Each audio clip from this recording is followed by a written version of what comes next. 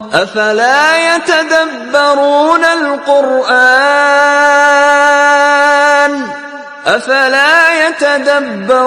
القرآن ام على قلوب اقفالها. بسم اللہ الرحمن الرحیم، الحمد للہ رب العالمین وبہ نستعین وصلی اللہ وسلم علی سید الانبیاء والمرسلین وعلی آلہ واصحابہ اجمعین ومن تبعہم بإحسان الی یوم الدین، اما بعد۔ محترم ناظرین اکرام، بارک اللہ فیکم جمیعاً۔ ہماری یہ جو نشست ہے انشاءاللہ اس میں فضائل قرآن سے متعلق مختلف باتیں آپ کے سامنے رکھی جائیں گی۔ اس نشست میں یہ بات آپ کے سامنے رکھی جائے گی کہ قرآن مجید جو ہم کہتے ہیں قرآن مجید، لفظ قرآن اس کا معنی کیا ہے۔ ایک مسلمان کے لیے جتنی اس کی وسعت ہے، جتنی اس کی طاقت ہے، اہل علم سے لگاؤ رکھے اور مختلف جو اصطلاحات ملتے ہیں جیسے قرآن مجید، حدیث، سنت، ان سب کے معنی بھی جاننے چاہیے تاکہ شرح صدر کے ساتھ اللہ سبحانہ وتعالیٰ کی عبادت کر سکے۔ قرآن مجید کو قرآن مجید کیوں کہا جاتا ہے، اس سے متعلق دو باتیں میں آپ کے سامنے رکھوں گا۔ ایک تو بنیادی بات یہ ہے کہ قرآن مجید جو عربی زبان کا ایک کلمہ ہے، پوری شریعت عربی زبان سے متعلق ہے۔ تو لفظ قرآن آپ دیکھیں کہ یہ قرأ، یقرأ قرآن قرآنً، اس سے مصدر ہیں، اس کی خود معانی ہے بارہا پڑھنا، بکثرت پڑھنا، لیکن بنیادی طور پر اس کے اندر دو معنی آتے ہیں۔ ایک تلا، جس کے معنی آتے ہیں تلاوت کرنا، یعنی تلا سے اس میں مفعول، مطلوب کے معنی میں، یعنی قرآن مجید وہ کتاب ہے جو بکثرت پڑھی جاتی ہے، بارہا پڑھی جانے والی کتاب ہے۔ اس کا ایک معنی ہے جمع کا، جمع کرنا، اس میں فاعل کے اعتبار سے، الجامع، یعنی یہ پچھلی آسمانی کتابوں میں جو بھی بھلائی خیر یعنی جو اس کتاب کے اندر آنے ہیں، سب اس کتاب کے اندر آ چکے ہیں۔ آنے والے زمانے سے متعلق پورے حوادث کا ذکر اس کے اندر موجود ہے، انبیاء علیہ السلام کے قصے اس کے اندر موجود ہیں۔ دنیا اور آخرت سے متعلق جو کچھ بھلائی، جو کچھ عمدگی، جو کچھ بہتر ہو سکتا ہے انسان کے لیے، سب اس کے اندر جمع کر دی گئی ہیں۔ یہ ایک جامع کتاب ہے اس معنی میں۔ تو قرآن مجید کو قرآن مجید اس لیے کہا جاتا ہے کہ اس کے اندر سب چیزیں جمع ہیں اور یہ بکثرت پڑھی جانے والی کتاب ہے، اس لیے اسے قرآن کہا جاتا ہے۔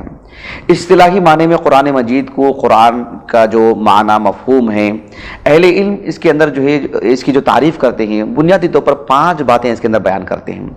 ایک یہ ہے کہ کلام اللہ المنزل علی نبیہ محمد صلی اللہ علیہ وسلم، کہ قرآن مجید یہ وہ کتاب ہے، کلام اللہ ہے جو اللہ تعالیٰ نے اپنے نبی محمد صلی اللہ علیہ وسلم پر نازل کیا ہے۔ محمد صلی اللہ علیہ وسلم پر نازل کیا ہے مطلب یہ ہے کہ موسیٰ علیہ السلام پر، عیسیٰ علیہ السلام پر، دیگر انبیاء، انہیں سب اس میں خارج ہو جاتے ہیں۔ یہ صرف اللہ کے رسول پر ہی نازل ہوا ہے، کلام اللہ المنزل علی نبیہ محمد صلی اللہ علیہ وسلم۔ دوسری بات کہی جاتی ہے المعجز من لفظہ، مطلب یہ ہے کہ قرآن مجید اپنے الفاظ میں ایک معجزہ ہے، یعنی اس کا ایک ایک لفظ، اس کا ایک ایک حرف، اس کی ترکیب، اس کے اسالیب، اس کا پیغام، ہر اعتبار سے یہ ایک معجزہ ہے۔ تیسری بات کہی جاتی ہے کہ المتعبد بتلاوتہ، یہ قرآن مجید یعنی اس کی جو تلاوت ہے یہ مستقل ایک عبادت ہے۔ حالانکہ حدیث رسول وہ بھی اللہ کی طرف سے ہے، وما ينطق عن الهوى ان هو الا وحی یوحى، یہ بھی اللہ کی طرف سے ہے، لیکن حدیث رسول پڑھنا قرآن مجید کی پڑھنے کی طرح اس طرح سے تعبد والی بات نہیں ہے، یہ حرف پر جو ثواب ملنے والی بات ہے، ہر حرف پر جو اجر ملنے والی بات ہے۔ قرآن مجید کی تلاوت سے متعلق جو ترغیب دلائی گئی، جو ابھارا گیا، اس کے جو مستقل آداب اور فضائل ہیں، وہ چیز صرف قرآن مجید سے مختص ہیں۔ تو المتعبد بتلاوتہ کا مطلب یہی ہے کہ قرآن مجید اپنی تلاوت کے اعتبار سے ایک مستقل تعبد والی بات ہے، ایک عبادت اور بندگی، ایک مستقل عبادت ہے، اور حدیث قدسی ہے وہ، جبکہ اس سے بالکل وہ بھی خارج ہے بحیثیت تعبد کی، تلاوت کے اعتبار سے۔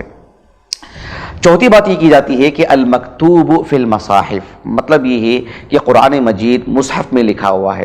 مطلب اس سلسلے میں تفصیل میں جائے بغیر بس ایک نقطہ آپ کے سامنے یہ رکھ دوں کہ جو آیات منسوخ ہیں، جو مصحف میں لکھی ہوئی نہیں ہیں، ان جو احادیث میں تو ہیں، یعنی قرآن مجید کی آیات کریمات تھی وہ، لیکن اللہ سبحانہ وتعالیٰ نے اسے منسوخ کیا، حکم کے اعتبار سے باقی ہیں کچھ آیتیں، لیکن تلاوت کے اعتبار سے نہیں ہیں، مصحف میں لکھی ہوئی نہیں ہیں، تو وہ بھی اس سے خارج ہیں، وہ بھی المتعبد بتلاوتہ کے ضمن میں نہیں آئیں گی۔ اور آخری بات کہی جاتی ہے کہ المنقول بالتواتر، یعنی قرآن مجید جو ہے یعنی تواتر کے ساتھ، یعنی ایک بڑی تعداد صحابہ تابعین کے اعتبار سے یہ یعنی تسلسل کے ساتھ آج ہمیں یہ کتاب ملی ہے۔ اس میں جو قرات شاذہ جو ہوتے ہیں، شاذ جو قرات ہوتی ہے وہ سب اس سے خارج ہے۔ بہرحال یہ بات جو ہے قرآن مجید کا معنی، مفہوم، یعنی لغوی معنی، اصطلاحی معنی، اس اعتبار سے لفظ قرآن کیا ہے وہ سمجھنا ضروری ہے۔ یہ سمجھ لینے کے بعد پھر انشاءاللہ بہت ساری چیزیں آسان ہو جاتی ہیں۔ اللہ تعالیٰ سے دعا ہے کہ اللہ سبحانہ و تعالیٰ ہمیں قرآن مجید کو یعنی شعور کے ساتھ اس کے معنی مفہوم کو سمجھ کر کے پڑھنے کی توفیق عطا فرمائیں۔ سبحانک اللہم و بحمدک، اشہد ان لا الہ الا انت، استغفرک و اتوب الیک۔